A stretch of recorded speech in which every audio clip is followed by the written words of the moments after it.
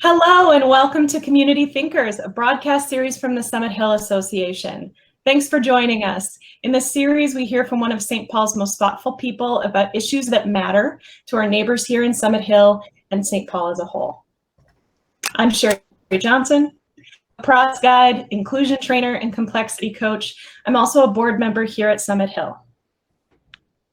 I'm Patrick Stanaway. I work in commercial real estate banking, and I'm also a board member on the Summit Hill Association with Sherry. So today we're hosting this series to engage our neighborhood as we renew our neighborhood plan. We're finding that the more we learn about planning, sustainability, racial equity, and economic development, we realize how much more there is to learn. And this show is for you. So after we get things started with our guest, we'll turn to the chat where we'll share your questions with our guest. But before we learn from today's community thinker who's sitting here so nicely with us, we invite you to comment and ask questions in the thread below, starting now or anytime. We'd love to know too, what brought you here today? So today the community thinker we've asked to join us is Lisa Christianson. Lisa is the president and owner of Christianson and Company Commercial Real Estate Services. A lifelong entrepreneur, she started her first company in high school and went on to be a business owner, a marketing specialist, an investment broker, and more. This year, she was included in the Finance and Commerce's Power 30 in commercial real estate. Today, we'll talk about the current commercial real estate market with a focus on retail and what we need to know to be good stewards of our beloved Grand Avenue. Welcome, Lisa. Thank you so much. I'm delighted to be with all of you. So maybe we'll start with a little bit of your personal history with Grand Avenue or neighborhoods like it. Sure. I'm a lifelong Twin Cities resident and have cherished the neighborhoods like Grand Avenue and Grand Old Days and 50th and France and downtown Wayzata and Highland. These are just quaint neighborhoods with amazing personality that bring so much character, and they all have so much to offer in a very different way, but are kind of similar. We look at them from a commercial real estate standpoint similarly. But what I really love about these neighborhoods is a lot of times they're filled with local business owners, people that created something. Even back in the olden days, my grandpa started a little grocery store on the street corner, and these neighborhoods are filled with business owners that just are looking to operate a business in the neighborhood and bring that uniqueness to those communities. And it's our company is a 20-year-old commercial real estate firm. We are Minnesota based, and on the smaller side of things, we really specialize in working with local entrepreneurs and building owners. We leave the big institutional business to some of our competitors, but we really are a kind of a guerrilla marketing company working with small business owners, much like myself. I relate to these small business owners and these smaller investors. And so these neighborhoods are really right where we operate best, working with independent or regional business owners and developers. So you mentioned your firm as a commercial real estate broker. Can you explain to maybe people who aren't familiar with that what that means for your role in communities like ours? Well, in general, in all communities, the crazy thing that we do is we take someone who doesn't want to pay anything for something and someone who wants a lot of money for something, and we bring them together. So it's a delightful opportunity. But the goal is to find occupiers of space, office, industrial, retail, and land, and pair them up with spaces that fit for the many needs of their businesses with the building owners that own those those buildings, and then try to find terms by which they can survive, both of them, along with helping them to sustain their business models. And it's super fun to look at how to imagine spaces and create from real estate. And really, real estate's been with us since Adam and Eve. It's all about the place, right? But how do you take that place and that space and marry the two stakeholders in that place and space and bring something to the community that's sustainable for all involved? So hence the word broker. This makes more sense to me now. Right.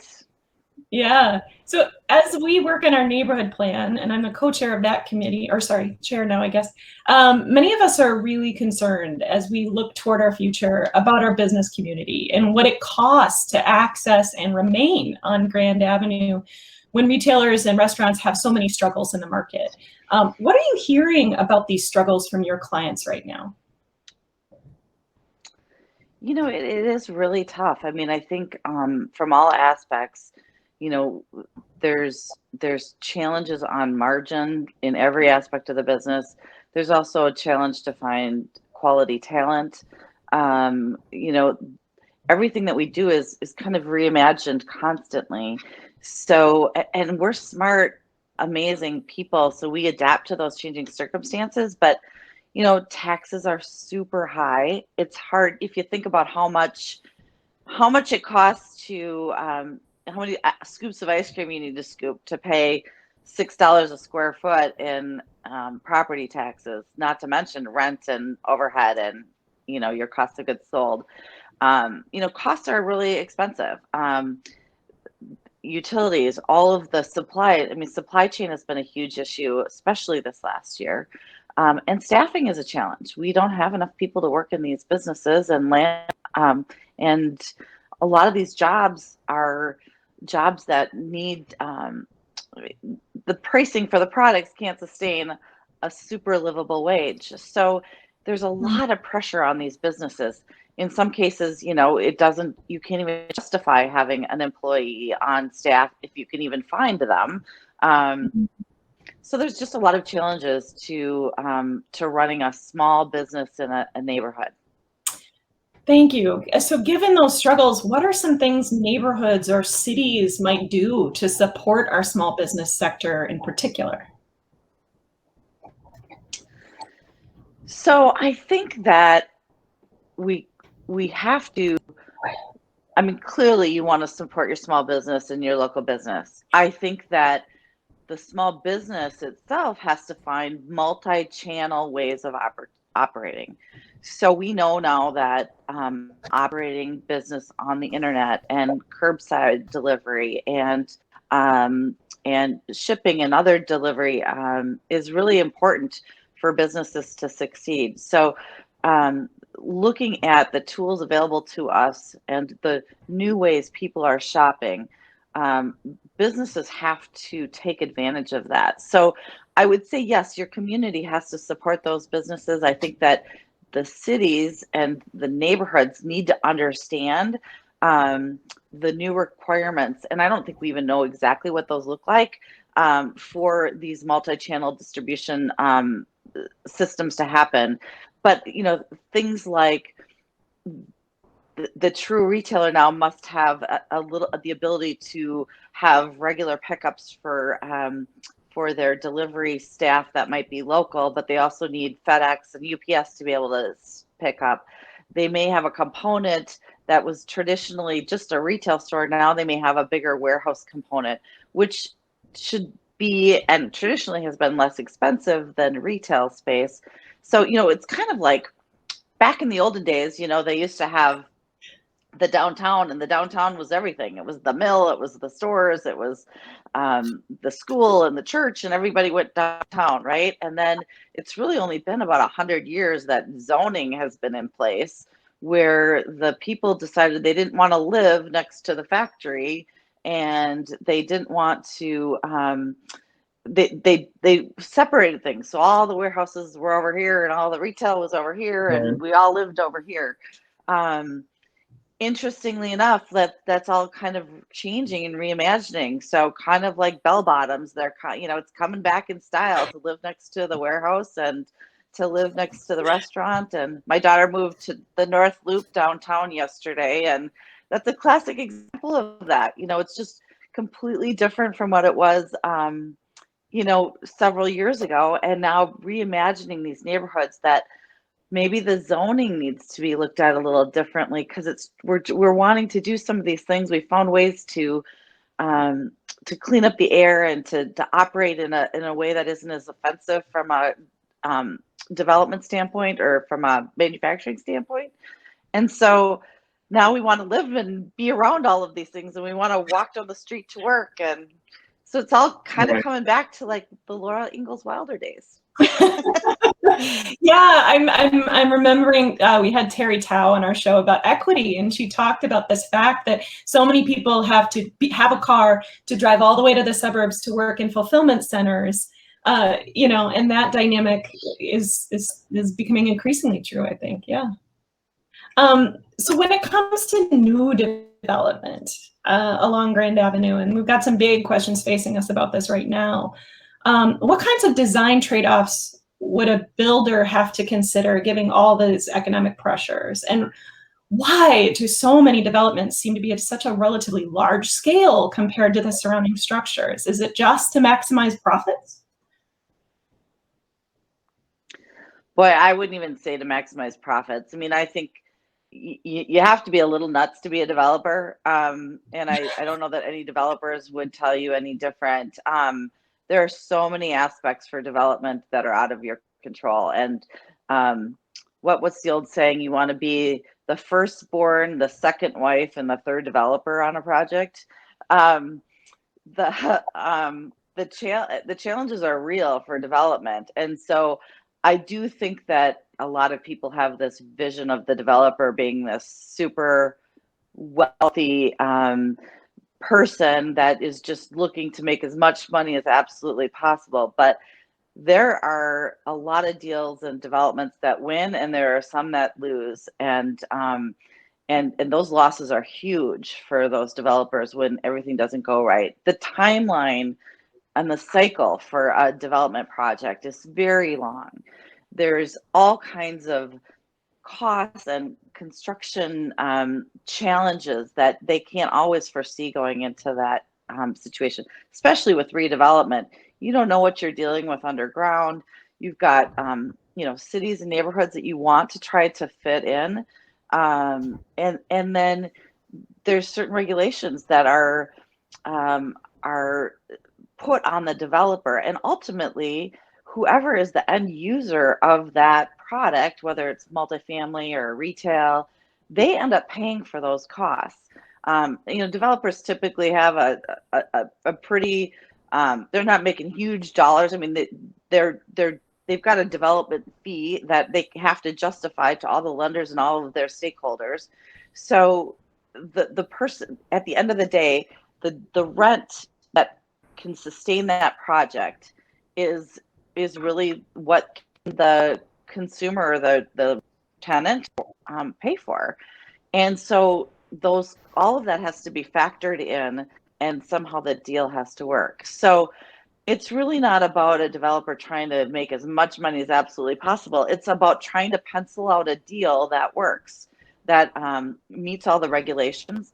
Cities are pretty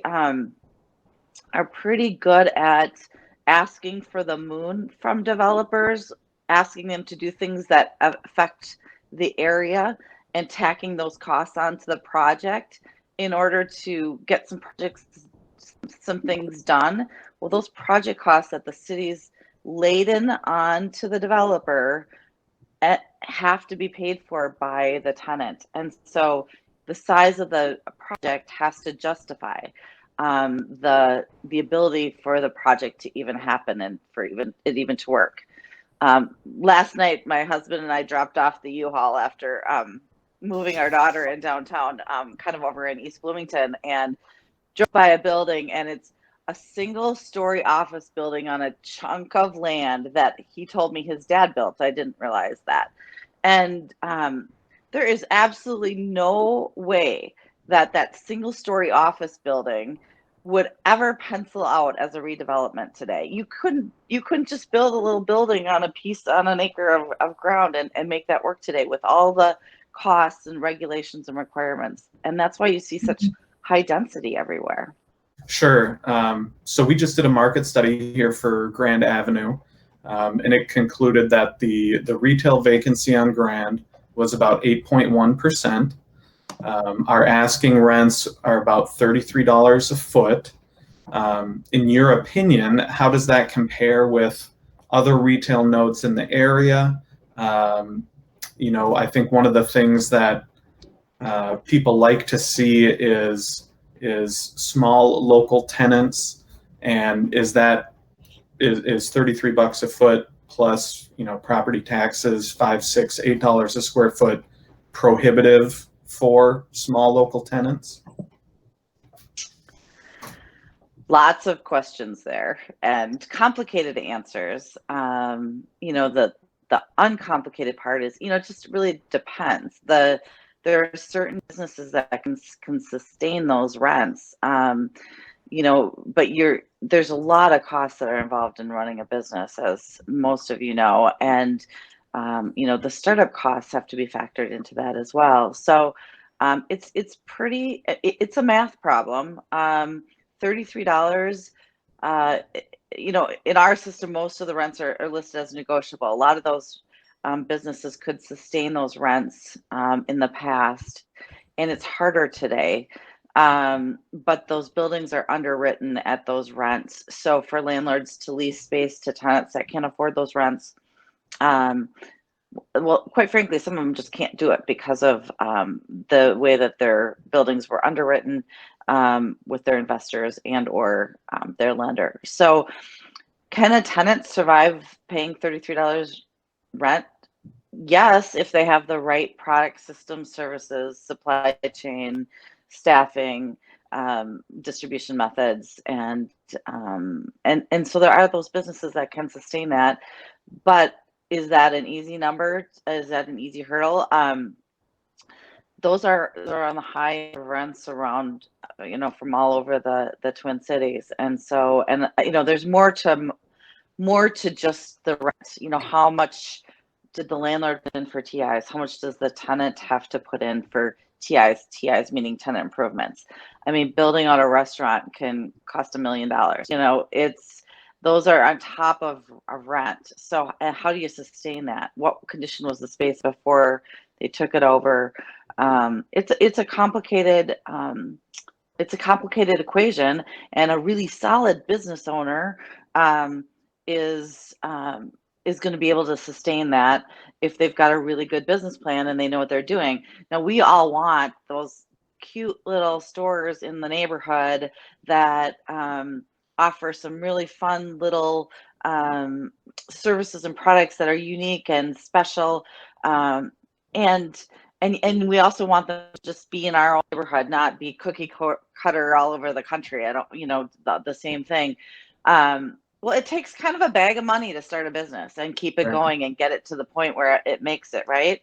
And if you have a bag of money, are you going to choose to open one store on Grand Avenue? So you've got to find that person that's willing to do that and that can do that.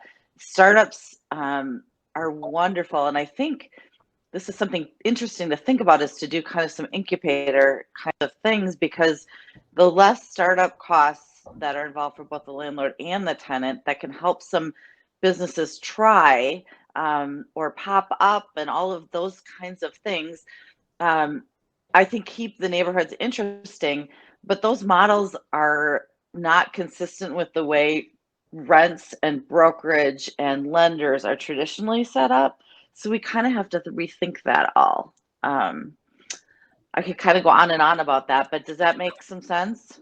It does, and if I can kind of have one follow-up to that, I think the incubator type concept you're talking about, I think throughout the country where that has been really successful is either through support from nonprofits or from governmental entities themselves, cities, counties, states, federal, and I think that might be one of the difficult things about it is that, again, you need the bag of money, and it's likely going to come from either a nonprofit or a governmental entity to allow that to really be sustainable. Are you seeing that around the Twin Cities, those incubator spaces? Well, Community Consortium is a group that's founded by the Downtown Council, and they're assisting small businesses. And part of that's the education. Impact Hub is doing a great job of educating small businesses as to what you need, the tools you need to be in business. I think that's where nonprofits and government should support people in helping them educate them. I don't want to get political here, but I feel like if a business can't sustain itself, that supporting it is not in the best interest of anyone. So we have to get to a point where we have really smart people that found ways to do really cool things, and that has to work itself out. But can we give people tools and tricks and teach other people what the people before them have already learned, so that they can think of that new idea and that new way of doing things that is sustainable within the constructs of the cost of doing business. So there's a group of investors that took a blighted area and just outside of Dallas and created a row of restaurant suites, and they've got all kinds of restaurant groups in there that are trying different concepts. And when the concept succeeds in one of those restaurant hubs, it can get picked up and then expand to other locations and that kind of thing. And I think the vision is that with Dan Collison's doing a great job with Downtown Council, finding businesses that have great ideas and the drive and the energy to run a business, and giving them the tools that they need, working with the landlords to provide them a space that's more flexible in terms, and then helping them to then create a sustainable business that will sustain itself under regular market conditions. That's ultimately be the goal. If you could snap your fingers, okay, and have your wish be granted, what do you wish neighborhoods like ours understood about commercial real estate?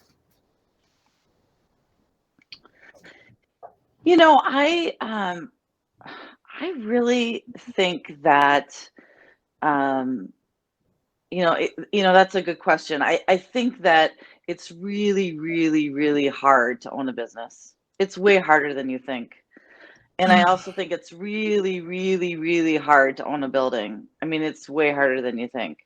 I owned a building on Penn Avenue, and it went vacant, and I'm just a little guy, and those taxes weren't any less. The insurance doubles when it's vacant, and it costs a lot of money to take the space from one thing to another.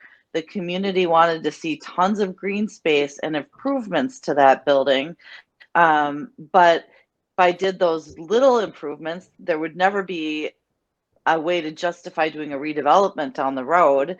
And if I did too much, I couldn't find a tenant that could pay the rent. The city was questioning the use and had lots of input on what I could and couldn't do in that building. And I was just trying to pay their taxes. So I think that everybody just needs to understand how hard it is to own a building and how hard it is to own a business. They're really, really hard things, and you risk everything you have and then some to do both of those things. And sometimes you win, and sometimes you do really well, and you end up becoming a huge success. But there are a lot of businesses and a lot of building owners that lose a lot of money in an effort to try to perfect their craft and to make a living. Yeah, that's great information. Thanks, Lisa. So I actually want to turn that question back to Patrick too, because you do commercial lending and you're a new board member here at SHA, and I feel like this is kind of a related question. And Lisa, I'd love to hear your take on this too. What do you wish people knew about commercial lending? I think similar to Lisa's point about it being very difficult to own a business, to own a building, when you're, and we'll go with new development or redevelopment here is maybe the focus, but when you're doing a new development or redeveloping an existing property, as a owner, as a developer, you not only have to make sure you can pay your real estate taxes, pay your insurance, keep the building and property in a well-maintained, satisfactory manner, but you're going to have a mortgage on the property, and that's where somebody like me comes in, and you need to be able to service that, pay the mortgage. And when banks look at properties, if it's a redevelopment and the owner thinks that the best they'll do is break even, maybe between all these expenses and the mortgage, that's not a risk that a bank can take on a regular basis. That just doesn't work. So then you go into the question of, okay, how much additional income does a property or business have to justify getting a mortgage? And so that's where it starts to intersect with the profit that the developer or the owner is going to make. There's going to be a requirement by any lender that you do have to make a minimum of X amount of profit to justify a mortgage of a certain size. That's kind of the real basics of it without getting into too much of the detail, but you have to meet really a minimum baseline of some sort of profit before a bank will take a risk and provide a loan to that owner, developer, whatever it may be. And it just gets more complicated and more detailed from there. Mm. Yeah, I mean, you got to pay that banker. I mean, forget about that mortgage. But I mean, there are very few projects that get financed with cash. It's just not a thing. And even with development, there might be years of expenses before there's any income, and all of that has to get financed in a variety of ways. So it's those new developments are extremely risky, and there's Patrick, I don't know if you've seen this at all, but construction costs have gone up so much in the last year. Steel and wood's up.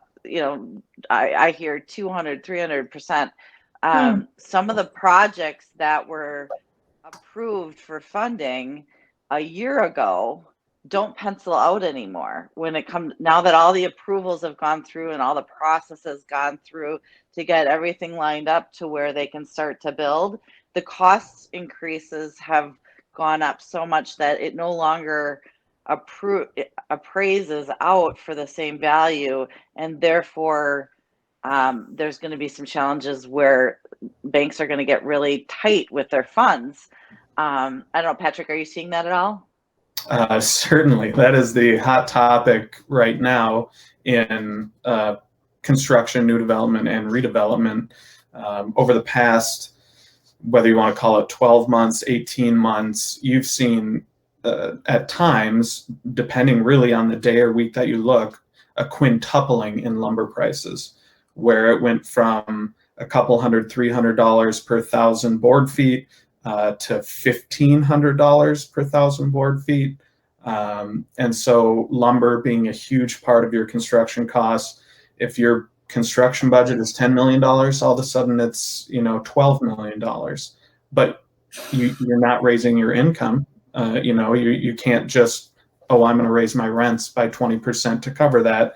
The market doesn't quite work like that.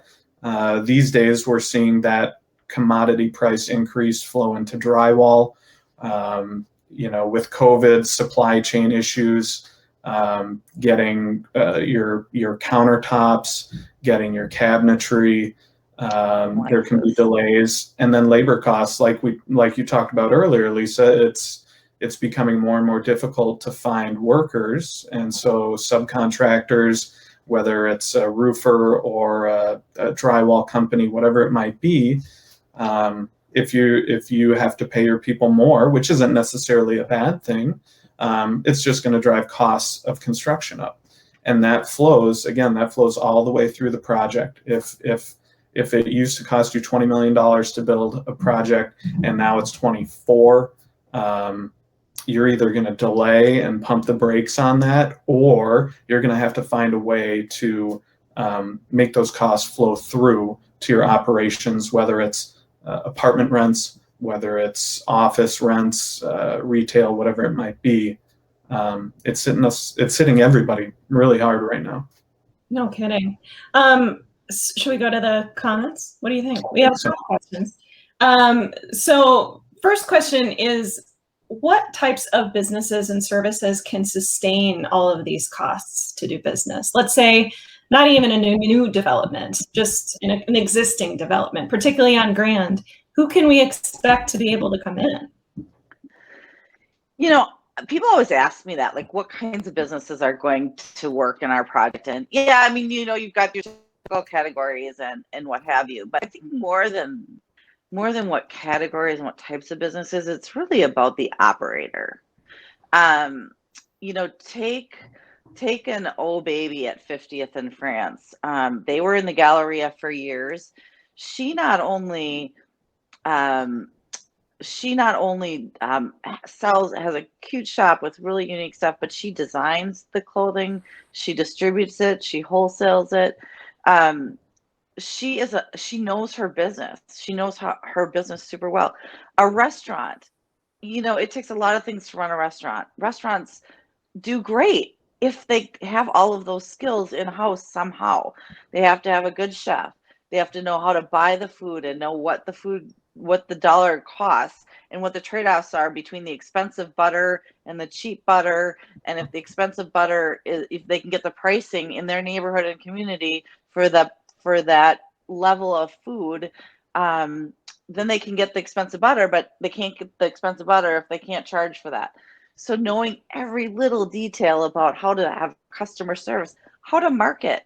The way we're marketing now is 100 times different than the way we used to market. Even in my business, we used to put a sign out and wait for people to call, or even put an ad in the paper on Sunday. I mean, I've got a few residential rentals. I'd put an ad in the paper on Sunday. I'd sit at the rental all day Sunday. By the end of the day, I'd have it rented.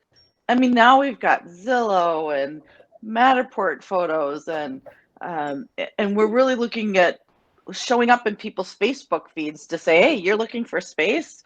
Well, we have the perfect space for you. So it's just a whole different way of thinking about things. And those business owners have to be good at all of those. In my own business, I've made a commitment this year, just starting this spring, to spend 1 day a week looking at new technologies as to how to serve my clients better. So every Wednesday, I spend a few hours looking at different kinds of technologies to help understand how our business is evolving and changing. So rather than saying, a bookstore is the perfect store for the corner, I'd say it's really about the operator. Who can figure out how to run a business and know every aspect of that business in order to make sure that they understand how to create something successful? Thank you for that. You want to add anything, Patrick? No, I think from a banking standpoint, I'll echo what Lisa said is, for us, the product type, whether it's a restaurant or a bookstore, that matters to us. But I think what matters more is who is running it, who your operator is, because that, a good operator can take a bad business and make it okay. A bad operator can take a good business and make it really bad. So a lot of times we're dealing with people way before we're dealing with, what the good that the consumer will get is. There's a little piece of me that, I mean, one of the best things about our business is we do see these success stories, right? We see these people have an idea and then they take it and then they nail it and they rock it and all that. And I get kind of caught up in that because I think it was mentioned, I'm a little bit of a serial entrepreneur, and I love the idea that, with some hard work and some good ideas, you can do anything. So I'm really encouraging of those folks, and I love my banker friends because I think people come and think, well, this space is empty, we should just be able to open a business and it'll all be good.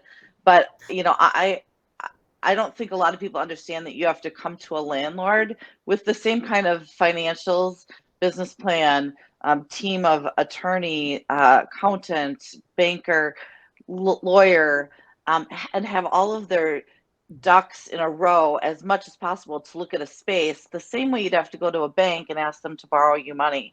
I mean, you're really, as a business owner, asking the landlord to borrow you his space. And so you have to be able to prove that you have a concept and you're going to take good care of his space and you're going to be able to pay him back for that. And so that's it seems like, well, gosh, there's an empty space here, let's just open a business and figure it out. But you have to do a lot more homework than that, and it's really impressive when it's done well. That's interesting. It's like there's such a high level. As I'm sitting here, I own a business, but I don't have brick and mortar, and I'm hearing you both, and I'm getting this sense that there's such a high level of risk, right? So it's almost like you have to envision and do so much more work on the front end to convince people that you're worth taking that risk if you want to start a business or move in somewhere. Is that a good read? Absolutely. I think so. I think it's easy for people to read the paper and read articles about, you hear about, and the headlines are about everything that worked. There's a new development going in X, Y, Z. You could fill novels and bookcases full of the deals that didn't work in order to get there. And that's the part people, I think, a lot of times don't realize. Thank you. So I just want to get to one more question before we ask about our featured nonprofit for the day. Siggy, and I believe it's Bridget, asks, here, let's see, in terms of survival and the support of local businesses, imagining customers into local businesses, getting customers into local businesses is essential. What do you say about creating shared parking lots every 3 or 4 blocks to make it easier to arrive, to stroll, to buy? Is shared parking a concept that might help at all? Parking is an interesting conversation, right? Like, will we even have cars in 30 years? I don't know. Cities have gone from saying you don't need parking to you need a bajillion parking spaces to you don't need parking. And I'm not sure that it's ever in sync with really what the real need is. I would look to the business owner to tell you what they need for parking. The tenants that I represent and helping them find spaces know exactly how many spaces their employees and customers need in what works and what doesn't work. Different neighborhoods are challenging. Parking is a challenge. It's Minnesota. It's not super fun to walk a long ways in January. Cities have tried to do kind of shared parking. I still think the consumer would rather go right up to the door and go in and have parking as close as possible to where they're going. I laugh at a fitness operator in Mound, and he's people are going to work out there, but they complain all the time because they have to park too far away. I mean, like, gracious, you would hate to have to walk to go work out. It's the challenge. There's mobility issues. We've got cities like Minneapolis that put a moratorium on drive-throughs and did that right before the pandemic, and then we see why drive-through is super important. But there are mobility issues. Some people can't get out of their cars. Some people need to park really close by. I know that as I get older, I see that a little bit more and more. I don't feel like I should feel like this at this age, but I do.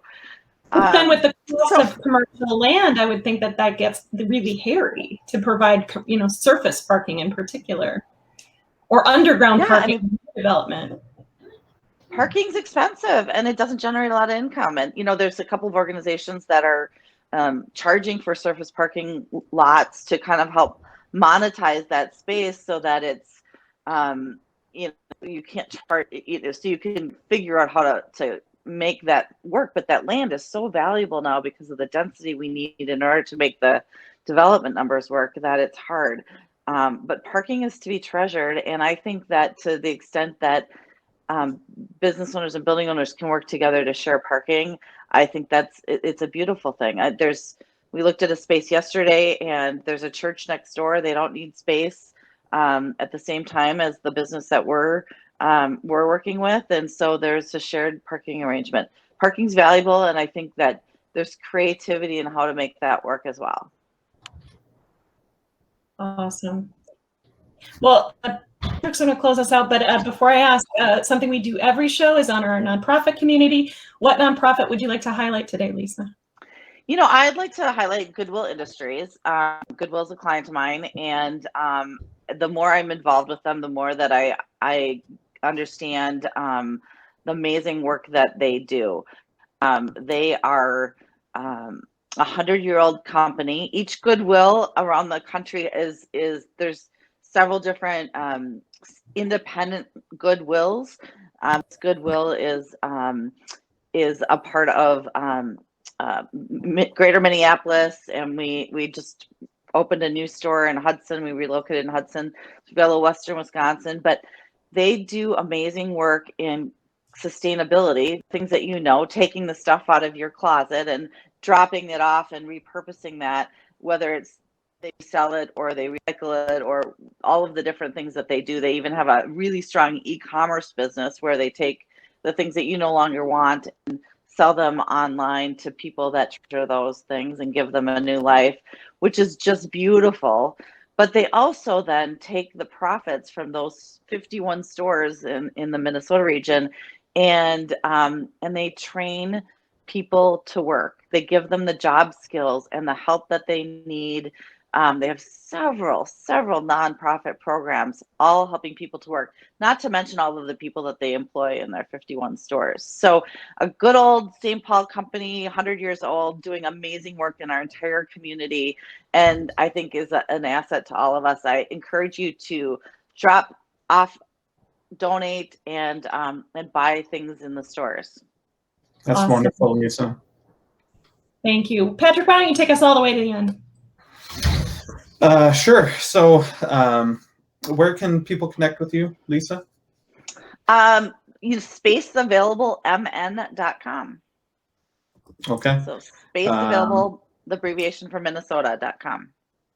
Gotcha. We've come to the end of our learning journey here at Summit Hills Community Thinkers. Go ahead and share this on Facebook and like our page to keep up with more content. I promise you we will continue to work on our technology issues and YouTube will be functional at some point. Join us again Friday, July 16th at noon. We'll host Mary Morse Marty, formerly of Move Minneapolis and Our Car, to learn about planning for sustainable transportation that serves everyone's needs. So thank you for joining us. Thank you so much, everybody. It was so fun. Thanks, Lisa. Thanks, Lisa. We appreciate it. Good weekend.